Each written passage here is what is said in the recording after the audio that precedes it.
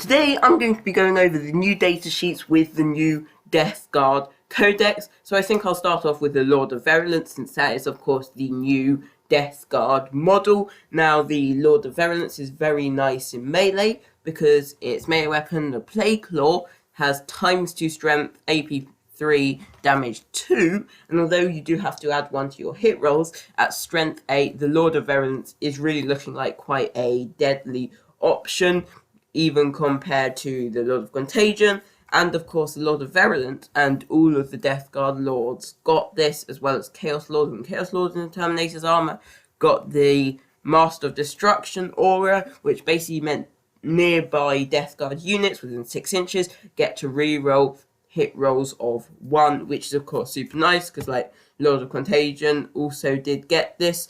I'm not really sure at the moment which is better, the Lord of Contagion or the Lord of Virulence, because they are the same amount of points, and the Lord of Contagion did receive quite a considerable buff, because the Plague Reaper is now ×2 -3/3 instead of +2 -3/3. So previously you'd only be attacking at strength 6, whereas now attacking at strength 8, same with the Lord of Virulence, makes both of them even viable to maybe be anti-tank units, and they're really flexible and able to defeat any units on the board. Particularly with Lord of Contagion, you can pick the Changed Man Reaper, which now this is of course the same for the Blight Terminators, which I'm going to cover later, which is really nice. The Man Reaper has a different profile that you can use, which is +1 -1/1, but you make 2 hit rolls per attack, which is really nice to cut through hordes, etc. Because, however, if you don't want to use that profile, there is a different use stratagem that means you can carry over damage, like on the Flail of Corruption. You can carry over damage that to the next unit if you kill one, meaning even the Plague Reaper, if you use that stratagem, could be used effectively against hordes, which is of course really nice. Now, not many other changes to the other Death Guard HQs apart from Typhus, which I'm going to get onto. So Typhus, of course, because he's got a Special Man Reaper, he also is able to use a different profile, which makes 2 hit rolls instead of 1. Is at +1 -1/1, which is of course quite nice for Typhus. However, his Poxwalker buff isn't quite as significant as it was previously, as now it just adds 1 strength and not 1 strength and 1 toughness. So that's not quite as good as it previously was, but it still isn't that bad. And of course, Typhus also you get to add to the contagion range, but because you only have 1 strength with Typhus and Poxwalkers are T4 regularly, it means that Typhus isn't a necessity if you want to bring a Poxwalker horde, which is of course really nice, particularly in smaller lists where you would rather not have a 165 point character. Now moving on to Plague Marines, the only notable change that we haven't heard about until the leaks is the Flail of Corruption.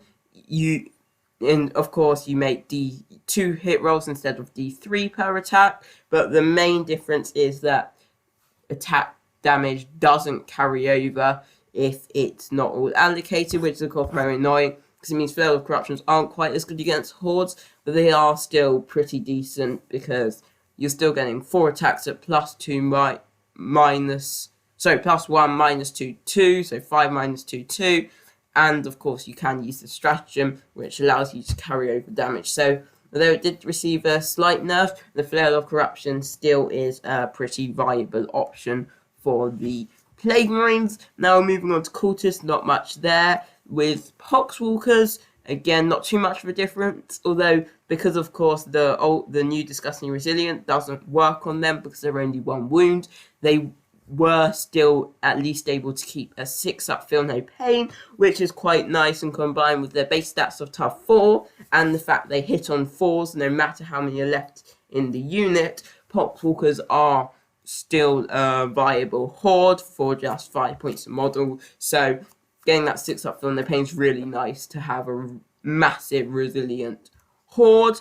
Now moving on to Biologist Putrifier, hasn't actually much of a change to the model itself, and annoyingly the Blight Bombardment stratagem's gone, so you're probably going to see the Biologist Putrifier used a bit less. Whereas if we move on to Tallyman, this has some quite interesting changes, because Previously, when you spent a command point, it was you rolled a d6 and it was refunded on a 7. Now it's refunded on a 7+, which is extremely nice because it means that basically over 50% of the time you're getting your command points back when you spend them. However, it's had a massive nerf to the reroll because previously the Talisman, any unit within 7 inches, it could reroll all failed hit rolls. However, now you just pick one nearby unit and you only add 1 to the hit roll, not re-rolling. But still, the Talisman is quite a decent unit. Of course, onto the Possessed and the Chaos Spawn. No real change for the Chaos Spawn. Possessed is really nice how it gets disgustingly resilient. Strength 5, Tough 5, 2 wounds and 4 attacks. It can make quite a decent horde if you have 1 or 2 units of 10 of them. They are pretty nice, particularly as it's some Death Guard that moves quite a considerable amount faster than the rest of the army, 7 inches as opposed to 4 or 5 inches. So the Possessed is overall quite a good unit, and again, not too much of a change to the Plague Surgeon. Next up, we've got Blight Terminators. Now, these are one of the real winners from the new Codex, because the Blight Terminators, so first of all, they're Man Reaper, flat 2 damage as opposed to D3, massive improvement, and they can use the other profile at +1, -1, 1, which does double attacks. And given that the squad of 3 of them, which costs 150 points, would have 13 attacks base, that's 26 attacks at 5, -1, 1, meaning that the Death Shroud can be really strong against light infantry as well as heavy infantry, because of course 7 -3, 2 is really 13 attacks at that. You could probably just burn through a tank in a go, let alone other units. And of course you have 3 wounds and the new disgustingly resilient, as well as a 4-up invuln. So the Death Shroud, they really are a massive winner of the new Codex. And I played a game and the with the new rules, and the Death Shroud really are one of the strongest units. Unfortunately, their bodyguard has been slightly nerfed. To bodyguard something, it has to have 9 or less wounds, so you can no longer have the Death Shroud protecting Mortarion. And furthermore, it's changed so that you just can't target the character instead of having a 2 on the 2+ you intervene. Although that might seem like a bit of a buff, the Cloud of the Fly stratagem, which previously was 1 CP and you chose any infantry and it can't be shot at unless it's the closest unit, really powerful. Now it's 2 CP, it's only within certain range, and for Terminators it costs 4 CP, so basically using Cloud of Flies and protecting some characters with Death Shroud now just is not a viable option, which is a real shame. Not much of a change to the Halberd, although for some reason it doesn't have Disgustingly Resilient, but it's got a different thing called Monstrous Resilient, which is exactly identical.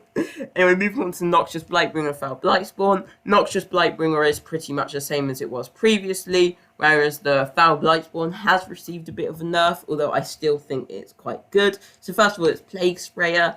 It used to be flat 3 damage, now it's only 2 damage, and the strength used to be 2d6, now it's just flat 7. I've got to be honest, the flat 7 is maybe a bit of a nerf. Sorry, a bit of a buff, because you no longer have to worry about rolling for 2 strength or whatever. There's still d6 attacks. Although what is nice is that it is 12 inches. Now where the nerf is its ability, which basically meant that if you were charged, you could fight first previously. Now, of course, unfortunately that's changed. And basically the way it works is in the fight phase you select one enemy model very close to the Foul Blightspawn, and that model has to fight after all of your own army has fought. Now, although this might seem like a nerf, and it pretty much is, if you use this correctly, it can be used in an extremely powerful way. For example, if you're charged by one heavy melee unit and you've got quite a few of your units in melee with it, if you use the Foul Blightspawn, you can make it so that that unit is significantly wounded before it's able to fight back, and consequently won't be able to fight back with as much strength. Particularly if you have like Blight Terminators there, they can pretty much burn through any unit. So the Foul Blightspawn is still a good unit, even though it's not as powerful as it was previously. Now moving on to Blight Terminators, again not much of a change to them. The only main change for them is the nerf to the Flail of Corruption. And if we look at the Blight Coolers, so we're going on to the heavy support and demon engines. So demon engines, of course, they now all hit on 3s, which is extremely nice. Particularly the Mephitic Blight Hauler, which has 2 shots with its multi-melter instead of the previous one, which is even better. Although the Mephitic Blight Hauler has gone up in points quite a bit, but I still think it's quite a good unit. And then if we look at the Photo Blow Drone, the Flesh Mower, previously it did 9 attacks. Now, because it does 3 attacks per normal attack, it does 12 attacks because it's 4 attacks opposed to 3 attacks. So a bit of a buff to the Photo Blow Drone. I think it's gone down slightly in points. Nothing really noticeable about the Defiler or the Land Raider. You can't put Poxwalkers in Land Raiders and Rhinos, but that's not too noticeable. Also, the person who did leak this didn't include Rhinos and Predators because they're barely ever used with Death Guard and there was no real changes. Now, second last, before we get on to the Miasmiclignifier, we of course have the Plague Burst Crawler. This has received quite a good buff because Plague Burst Mortar no longer has a minimum range, which means when you're in melee, if they charge your Plague Burst Crawler, which can be extremely annoying, your Plague Burst Crawler can still attack the enemy with its strongest weapon. And entropy cannons are really really nice because they do d3 plus 3 damage now. So instead of previously having a roll for d6, you now do between 4 and 6 damage, which means if you're targeting something like destroyers or Necron destroyers or eradicators, you can basically be guaranteed to kill them if you manage to wound and get past their save roll. So the Plague Burst Crawler overall has had a considerable buff, of course, as well as hitting on 3s when it's in its top bracket. Now, last of all, the Miasmiclignifier. Not too much to note here again. Basically, it's a cheap fortification. You put it in the central objective or something, and it has the contagion range around it, which means it's a lot easier for you to have ranged attacks against the enemy. And furthermore, it's nice to know it does have 1 weapon, even though it probably won't do much. It's still better than nothing, and it still is quite nice. So yeah, that's pretty much it for today's video. I hope you did enjoy, because of course Mortarion, we've already seen his datasheet, and I covered that in the previous video. Hope you did enjoy. If you did, make sure to like and subscribe. This is my second try recording this, because the first time my microphone was muted. That was fun. So yeah, hope you enjoyed. Make sure to like and subscribe. But for now, bye.